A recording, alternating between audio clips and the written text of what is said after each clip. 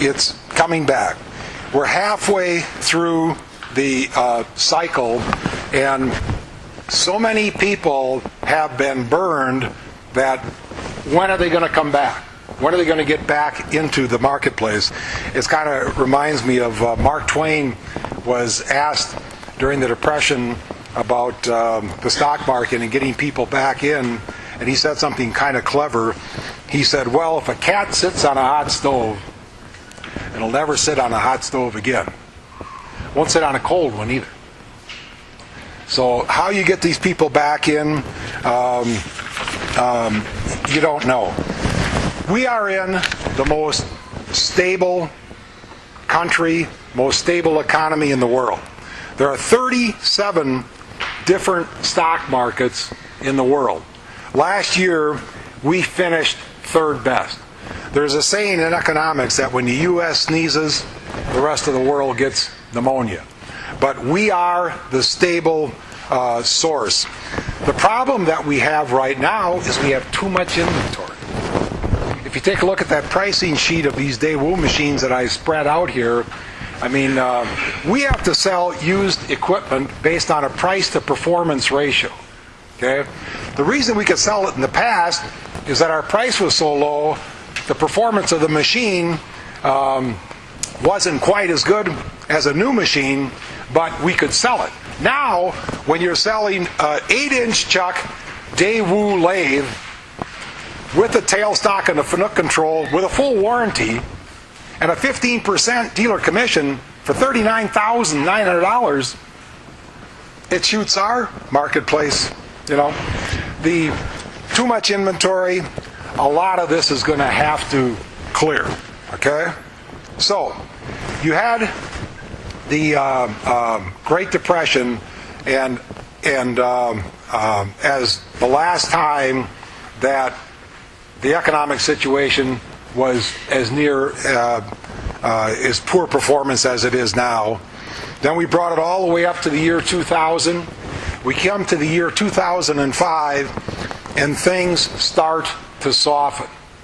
Real estate values are going down, leverage is going up, stocks are going down, and then a couple of things happen.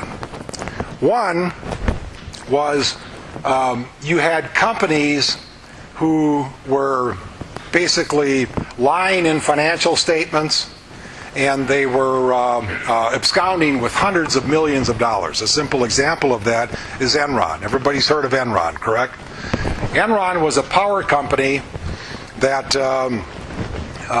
falsified documentation, falsified disclosure statements through Arthur Andersen, raised hundreds of millions of dollars, and basically the people just tried to take that money. Ken Enright, who was the chairman of Enron, had an interesting situation because he was found guilty of, conspiracy and defrauding and everything.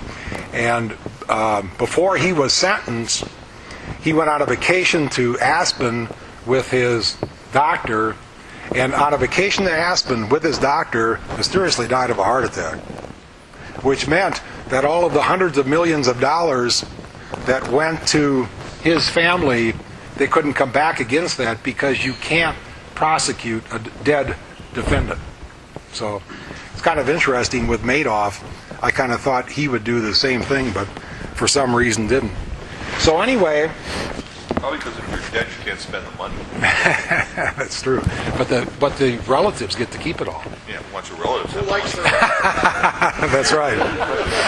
Okay. So then what happened, and it's kind of interesting how governments work and how legislation works, because Enron causes a big alarm in the marketplace. People are upset about it, kind of like they're upset about these bonuses now that are being paid out to TARP finance companies. So Enron upsets people. So Congress says, we're going to change this. We're going to do some transparency rules, and we're going to make executives more accountable. Not only are we going to make them more accountable, but if you lie on a financial statement, if you exaggerate, you go to prison. Not only that, but if your financial statements lie and you don't even know it, you still go to prison. Okay? So, what happened was two congressmen got together, Sarbanes and Oxley, and they came out with the Sarbanes-Oxley Act. Okay?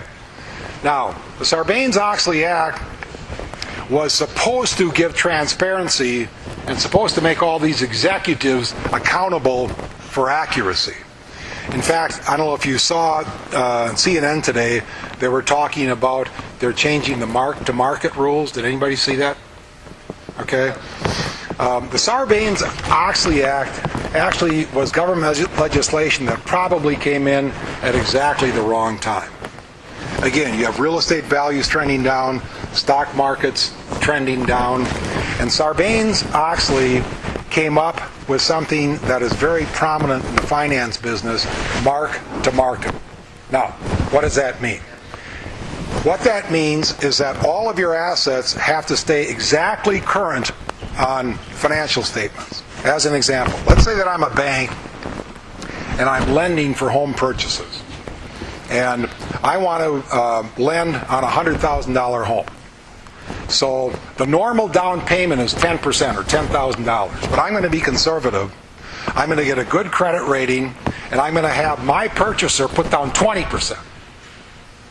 So they're putting down $20,000, they're buying a $100,000 home, and there's an $80,000 mortgage. My bank is going well.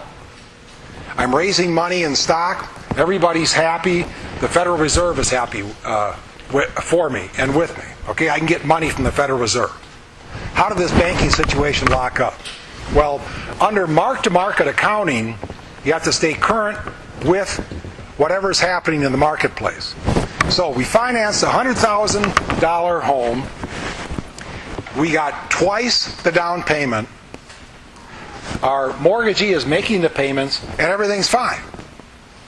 But now, the neighbor of this $100,000 home goes through a divorce, loses his job, and in despair, sells his home for $70,000.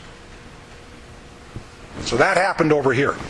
In my situation, my mortgagee is paying, nothing wrong, I don't have to sell that home, but that home sold for $70,000. From a mark-to-market approach, I now have to put my home that I finance on the market, on the books for $70,000. What does that do? Okay? Well, there's an $80,000 loan against it. And now I'm recognizing it as only a $70,000 asset.